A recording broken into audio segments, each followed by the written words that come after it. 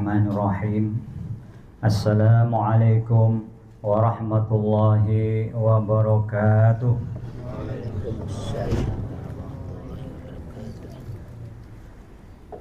Qala Allah Ta'ala fi kitabihil karim, ud'u ila sabili rabbika bil hikmah wal mau'izatil hasanah wajadilhum billati hiya ahsan inna rabbaka huwa a'lamu biman dhalla an sabilihi wa huwa a'lamu bil muhtadin. Shadaqallahul azim. Allahumma arhamna bil Qur'an. Al-Mukarram Syekhul Mursyid Fahmi hafizakumullah, para asatidzah rahimakumullah, ikhwani rahimakumullah. Mari kita senantiasa bersyukur kehadirat Allah Subhanahu wa taala, karena meskipun turun hujan kita bisa mempertahankan istiqomah kita. Mudah-mudahan dengan ikhtiar bermujahadah kita, Allah menambahkan keimanan kepada kita semua, dan sehingga pada akhirnya kita sesuai dengan harapan Allah, yaitu bisa melakukan amal ma'ruf nahi mungkar. Amin ya rabbal alamin. Mari kita mentadabburi surat An-Nisa ayat 59. Mari kita buka, catat. Mari kita bersama mentadabburi surat An-Nisa ayat 59. Tadabburi lewat asbabun nuzulnya dan lewat tafsirnya, lewat hadis-hadis Nabi Muhammad sallallahu alaihi wasallam yang berkaitan dengan surat An-Nisa ayat 59. Asbabun nuzulnya atau sebab turunnya surat An-Nisa ayat 59 terkait dengan peristiwa ketika seorang panglima yang ditunjuk oleh Rasulullah sallallahu alaihi wasallam yang bernama Abdullah bin Khudafa memerintahkan atau menguji pasukannya, anak buahnya, untuk masuk ke dalam api. Ya, ini asbabun nuzulnya. Tetapi para sahabat mengingatkan bahwa ketaatan hanya berlaku dalam kebaikan dan yang ma'ruf, bukan pada perintah yang salah atau maksiat kepada Allah. Jadi kejadian ini menekankan betapa pentingnya ketaatan kepada Allah, kepada Rasulnya, dan ulil amrih atau pemimpin. Namun ketaatan kepada pemimpin dibatasi hanya kepada hal-hal yang baik dan tidak bertentangan dengan syariat Islam, yakni dengan Al-Quran dan hadis Nabi Muhammad SAW. Kalau seumpama ada pemimpin yang memerintahkan bertentangan dengan syariat Islam, yang bertentangan dengan Al-Quran dan hadis Nabi, maka wajib kita semua menolaknya. Atau kalau kita diam, kita berdosa di hadapan Allah Subhanahu wa taala. Nabi Muhammad bersabda, "Qulil haq walau kana murran." Katakan yang sebenarnya meskipun pahit.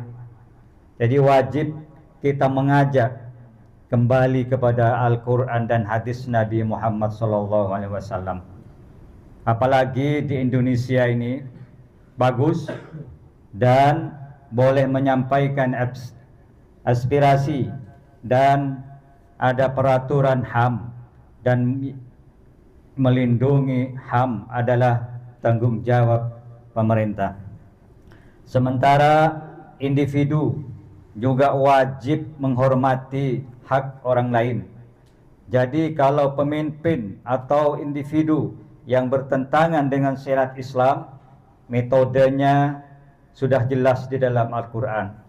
Metode atau cara Allah memberikan petunjuk di dalam Al-Quran untuk memperbaiki. Sudah ada di Al-Quran surat An-Nahl ayat 125, bukan dengan kekerasan, bukan dengan mencaci maki, bukan demo sampai ada yang meninggal, bukan ya.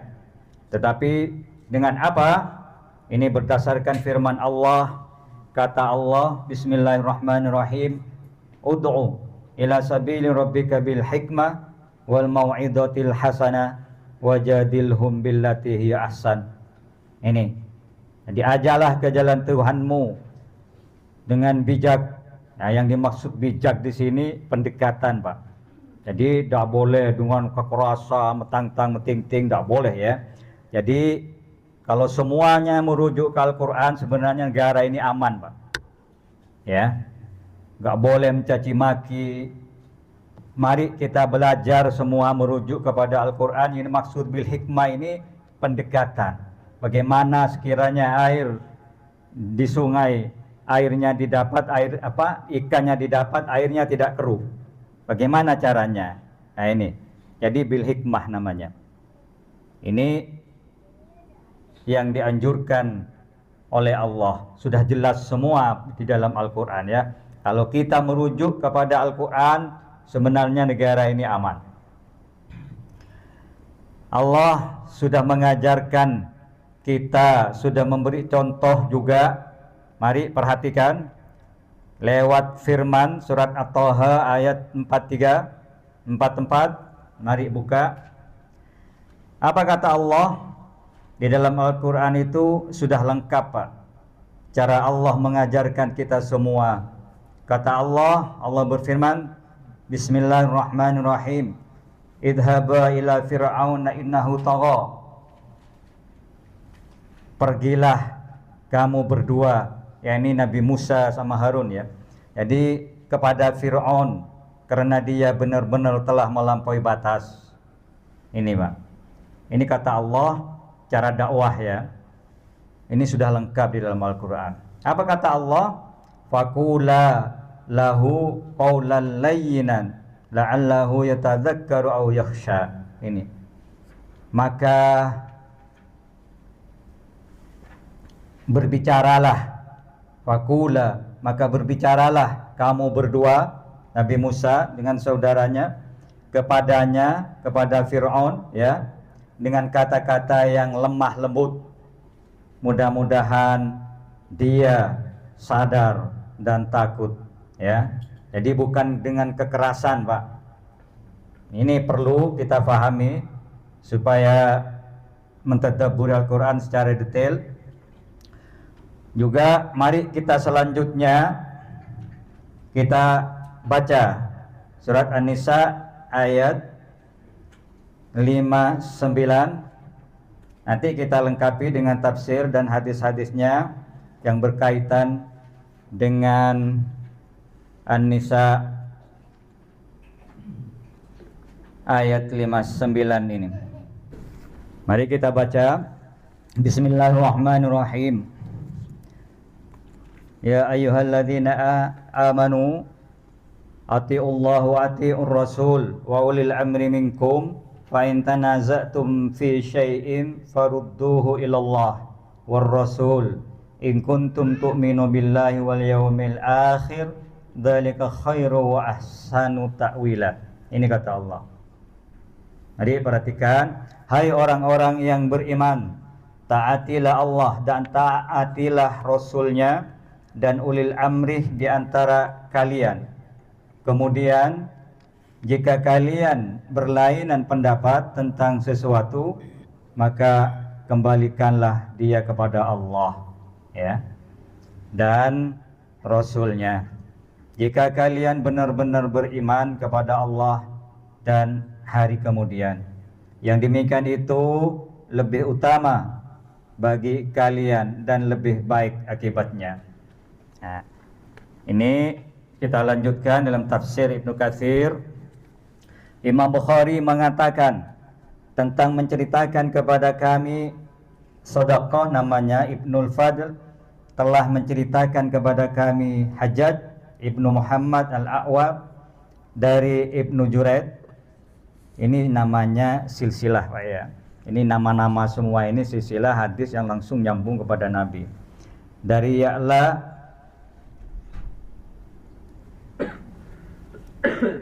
itu Muslim dari Ibnu Abbas sehubungan dengan firman-Nya, taatilah Allah dan taatilah Rasulnya dan ulil amri di antara kalian, ya. Jadi ini An-Nisa 95. Ibnu Abbas mengatakan bahwa ayat ini diturunkan berkenaan dengan Abdullah bin Ibnu Hudzafah, ya. Ibnu Qais, Ibnu Abdi, ketika ia diutus oleh Rasulullah SAW untuk memimpin suatu pasukan khusus. Jadi pasukan khusus ini ada dari dulu berarti, Pak ya. Dan hal yang sama diketengahkan oleh jamaah lainnya kecuali Imam Ibnu Majah melalui hadis Hajjaj Ibnu Muhammad Al-A'war. Imam Tirmidzi mengatakan hadis ini hasan, gharib. Jadi kami tidak mengenalnya kecuali melalui hadis Ibnu Juraid. Ini keterangannya. Kelanjutan, qala al-Imam Ahmad Ibnu Hanbal haddatsana Abu Muawiyah haddatsana Al-A'mas an Sa'id bin Ubaidah an Abi Abdurrahman As-Sulami an Ali qala ba'atha Rasulullah sallallahu alaihi wasallam sariyah wasta'mala alaihim rajulan minal ansar walamma kharaju wajada alaihim fi syai' qala wa qala lahum alaysa qad amarakum Rasulullah sallallahu alaihi wasallam an tuti'uni qalu bala qala ajma'u li khataban thumma da'a binarin fa ramaha fihi thumma qala azamtu alaikum latadkhulunnaha qala fahammal qaum ayyadkhuluha qala faqala lahum syabun minhum innama faraltum ila Rasulillah sallallahu alaihi wasallam minan nar fala ta'jalu hatta talqaw Rasulullah sallallahu alaihi wasallam fa inna amarakum an tadkhuluha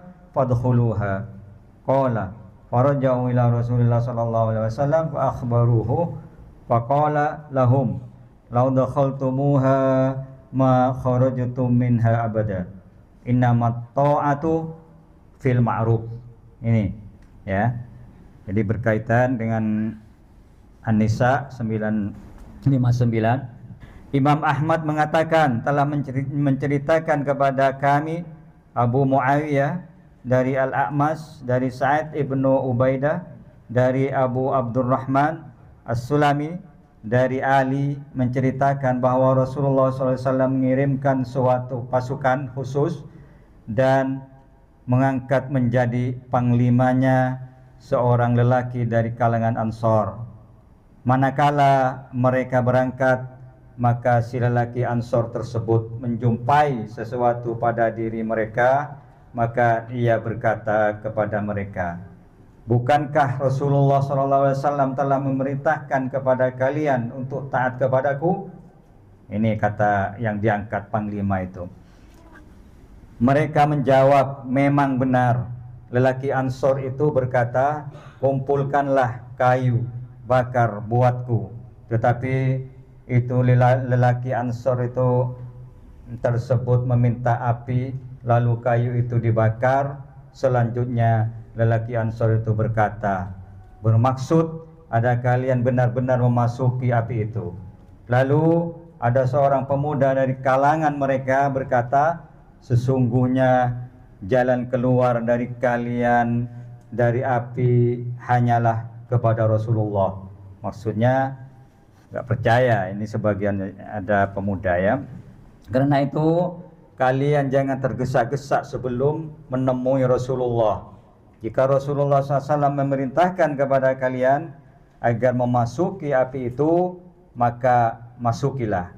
Kemudian mereka itu kembali menghadap Rasulullah dan menceritakan hal itu kepadanya. Maka Rasulullah SAW bersabda kepada mereka, seandainya kalian masuk ke dalam api itu, nescaya kalian tidak akan keluar untuk selamanya. Ini kata Nabi. Jadi sebenarnya ketaatan itu hanya dalam kebaikan. Imam Bukhari dan Imam Muslim mengetengahkan dalam kitab Sahihain melalui hadis Al-A'mas dengan lafaz yang sama. Ini kelanjutan hadis biar kita yakin. Qala Abu Daud hadatsana Musaddad hadatsana Yahya an Ubaidillah hadatsana Nafi' an Abdullah an Umar an Rasulillah sallallahu alaihi wasallam qala as-sam'u wa ta'a 'alal mar'il muslimi fima ahabba wa kariha ma lam yu'mar bi maksiyah, ya. Fa idza umira bi maksiyah fala sam'ah wala ta'ah. Ini, Pak. Yang artinya Imam Abu Daud mengatakan telah menceritakan kepada kami Musaddad, telah menceritakan kepada kami Yahya an Ubaidillah, telah menceritakan kepada kami Nafi' dari Abdullah bin Umar dari Rasulullah sallallahu alaihi wasallam yang telah bersabda, tunduk dan patuhlah diperbolehkan bagi seorang muslim kepada semua hal yang disukainya dan dibencinya, selagi ia tidak memerintahkan untuk maksiat, apalagi diperintahkan untuk maksiat, maka tidak boleh tunduk dan tidak boleh patuh. Nah ini, Pak. Jadi Imam Bukhari dan Imam Muslim mengetengahkan melalui hadis Yahya Al-Qattan dari Ubadah ibnu Samit, kami bersumpah setia kepada Rasulullah untuk tunduk patuh dalam semua keadaan, baik dalam keadaan semangat ataupun dalam keadaan malas, dalam keadaan sulit ataupun keadaan mudah, dengan mengesampingkan kepentingan pribadi. Ini, Pak. Ini sebagian sahabat ya. Dan kami tidak akan merebut urusan dari berhak menerimanya. Rasulullah SAW bersabda, illa antara kufran bawahan indakum fihi minallah burhan, terkecuali jika kalian melihat kekufuran secara terang-terangan di kalangan kalian dan ada bukti dari Allah menganiayainya. Jadi hadis ini diketengahkan oleh Imam Bukhari dan Imam Muslim. Di dalam hadis lain ya, ini satu kali hadis selesai, biar tidak terlalu lama. Di dalam hadis yang lain dari Anas disebutkan bahwa Rasulullah SAW pernah bersabda, asma'u wa ati'u wa inna ummira alaikum abdun habasiyun ka'anna ra'sahu zabibah. Ini, tunduk dan patuhlah kalian sekalian, yang pemimpin kalian adalah seorang budak Habsah dan kepalanya seperti zabibah. Zabibah itu seperti anggur kering, Pak. Jadi di tafsirnya itu anggur kering maksudnya kayak rambut orang Kupang yang dempet-dempet itu mungkin. Ya, hadis riwayat Imam Bukhari dari Abu Hurairah disebutkan. Ini keterusan hadis. Ausani khalili an asma'ah wa ati'ah wa in kana abdan habasiyan mujadda'al atraf. Kekasihku Nabi SAW telah mewasiatkan kepadaku agar aku tunduk dan patuh kepada pemimpin, sekalian dia pemimpin adalah budak Habsyah, budak dari Habsah, ini nama negara ya, yang cacat anggota tubuhnya. Begini disebutkan cacat, Pak ya, jadi tidak sempurna. Hadis diriwayatkan dari Ummul Husain yang disebutkan bahwa pernah mendengar Rasulullah SAW mengatakan waktu khutbah wada, haji wada'nya, apa kata Nabi, wala wistu'mila alaikum abdun yakudukum bi kitabillah asma'u lahu wa ati'u. Seandainya seorang budak memimpin kalian dengan memakai pedoman kitabullah, maka tunduk dan patuhilah kalian kepadanya. Hadis riwayatkan Imam Muslim. Menurut lafaz lain yang juga dari Imam Muslim disebutkan abdan habasyian majdu'an. Yang dimaksud di sini budak Habsah yang tuna cacat anggota tubuhnya. Kiranya cukup mengenai surat An-Nisa ayat 59 berkaitan dengan tafsir asbabun nuzulnya dan hadis-hadis nabinya. Mudah-mudahan Allah memberi kefahaman kepada kita semua untuk kita amalkan. Dan tolong lebih sempurnanya, mari kita bacakan surat An-Nahl ayat 64 dan Al-Luqman ayat 15. Ditolong yang berkaitan dengan dengan surat An-Nisa ayat 59, nanti guru kita yang mengokohkan untuk kita semua. Mudah-mudahan senantiasa Allah memberikan ilmu yang bermanfaat untuk kita semua. Amin ya rabbal alamin. Kurang lebihnya kami mohon maaf. Wal afwa minkum. Assalamualaikum warahmatullahi wabarakatuh. Buka surah An-Nahl surah ke-16 ayat 64.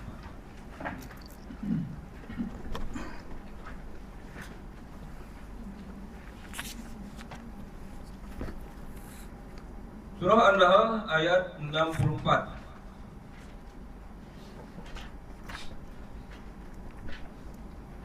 A'udzu billahi minasy syaithanir rajim. Bismillahirrahmanirrahim.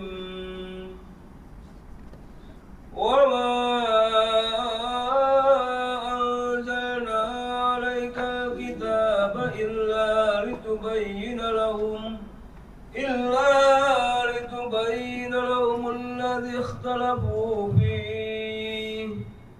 alladhi ikhtalafu fihi wa hudan wa rahmatan liqaumin yu'minun. Sadaqallahul azim. Allahumma arhamna bil Qur'an. Artinya, dan kami tidak menurunkan kitab Al-Quran ini kepadamu, Nabi Muhammad SAW, melainkan agar engkau dapat menjelaskan kepada mereka apa yang mereka perselisihkan itu, serta menjadi petunjuk dan rahmat bagi orang-orang yang beriman. Wallahu a'lam. Selanjutnya surah Luqman, surah ke-31 ayat 15.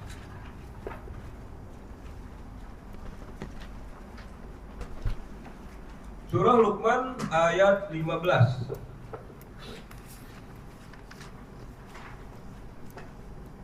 A'udzu billahi minasy syaithanir rajim.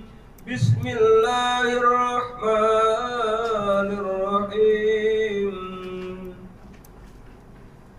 Wa in jadaka bima laysa laka bihi ilmun fala tuti'huma wa sahibuhuma fid dunya ma'rufa wattabi' sabila man anaba ilayya thumma ilayya marji'ukum وأنبئكم بما كنتم تعملون. صدق الله العظيم. اللهم ارحمنا بالقرآن. Artinya, dan jika keduanya memaksamu untuk menyekutukan aku dengan sesuatu yang engkau tidak mempunyai ilmu tentang itu, maka janganlah engkau mentaati keduanya. Dan pergaulilah keduanya di dunia dengan baik, dan ikutilah jalan orang-orang yang kembali kepadaku. Kemudian hanya kepadaku tempat kembalimu. Maka akan aku beritahukan kepadamu apa yang telah kamu kerjakan. Wallahu a'lam. Jadi Ustaz Fauzi ya berkaitan dengan firman Allah yang telah dibacakan oleh Tuhan, yaitu surat An-Nahl 4 dan surat Luqman ayat 15. Ya, kembali kita ingatkan bahwa Nabi Muhammad merupakan Rasulnya Allah yang diberikan oleh Allah, diturunkan daripada Allah Quran ke hati, ke dada beliau, sehingga Nabi berakhlakul khuluqul Quran. Nah itu kita bicara satu dari pokok ini adalah keadilan Nabi Muhammad SAW. Ya, Nabi Muhammad bersikap adil dalam menyelesaikan urusan umat. Ya, adil dalam menyelesaikan urusan umat. Nah, kemudian di surat Luqman ayat 15, ya, bagaimana manusia itu memahami bahwa segala sesuatu yang Allah ciptakan ini, segala sesuatu yang mulai kecil sampai yang besar, sesuatu yang dalam kekuasaan dan genggaman Allah, ya, tidak mampu dilakukan oleh manusia. Ya, dalam kekuasaan Allah, dalam genggaman Allah Ta'ala, Allah yang berkuasa mutlak atas apa yang telah Allah ciptakan. Ya, saya tambahkan satu firman Allah penting, ya, surat Al-Maidah ayat 8.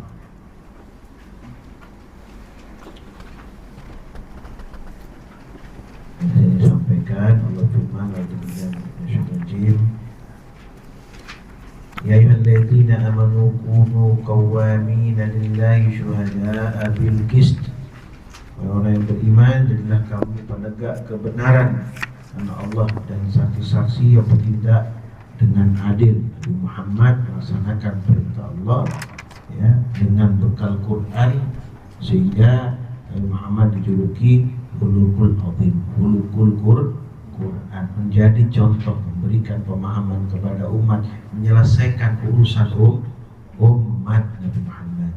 Wala yajrimannakum sana'anu qaumin ada anda ta'dilu. Janganlah kebencian dalam suatu kaum mendorong kamu untuk berlaku tidak adil. I'dilu wa aqrabu littaqwa. Ya, berlakulah adil karena perlakuan tersebut lebih dekat dengan takwa. Wattaqullah, bertakwalah kepada Allah. Innallaha khabirum bima ta'malun. Sesungguhnya Allah Maha teliti terhadap apa yang kamu kerjakan. Bisa kita pahami ya bahwa di saat kita memperjuangkan, ya, agama Allah Subhanahu wa taala dengan keadilan, ya, melaksanakan perintah Allah dengan keadilan, ya, kemudian kita bisa menyampaikan sesuatu dengan benar, maka kita termasuk orang-orang yang bertauhidkan Allah Subhanahu wa taala. Orang yang memegang hukum-hukum Allah, memegang hukum-hukum Quran, maka dia akan jauh daripada kesyirikan. Ya, berpegang teguhlah kepada Quran Karim, maka akan jauh daripada kesyirikan. Ya. Itu ya tambahannya. Allah berikan berkah dan barokah kepada kita, berikan kebaikan kepada kita, jauhkan daripada kesulitan, mudahkan segala urusan. Amin. Urusan kita. Amin. Amin ya rabbal alamin. Amin.